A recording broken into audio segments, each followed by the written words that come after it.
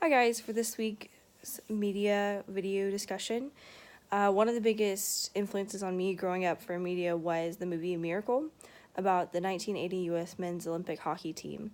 And so it was basically about all these guys that were thrown together from ages 18 to 22. And it was based on the actual Olympic team that went to Lake Placid in 1980 and how they were going to take on Russia, who is the greatest hockey team of all time at that point. And the Russian hockey team had been playing together for 20 plus years. And then you have all these kids that are thrown together that have never played against each other or were rivals growing up and stuff like that. So them having to work out their own problems, but having aspirations to be on Team USA. And so you see the coach, Herb Brooks, who was actually on the U.S. Olympic team, but he was cut a week before going to his Olympic Games, and so it was very hard for him. And then you see him throw together his team of experts to put all these kids together, and he scouted them for years. Like, he knew exactly what he wanted to do with them. And so for all these kids to grow up and be like, hey, like, I want to be on this team and I want to win gold for the U.S., but it wasn't really attainable at that time, and people thought, like, that wasn't ever possible for Russia to ever lose.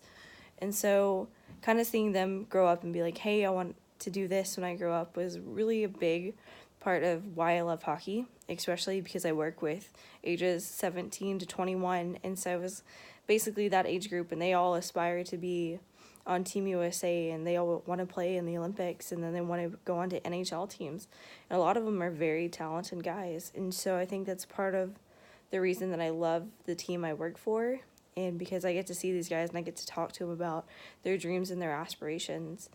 And then, so probably how it influenced me was I grew up watching hockey and I loved it. My brother tried to play it. My sister-in-law, my brother's wife, actually played, and she helped train the U.S. men and women's Olympic hockey team a couple years ago before they went off. And so it was a lot of fun, and just kind of growing up in that aspect of hockey and everything.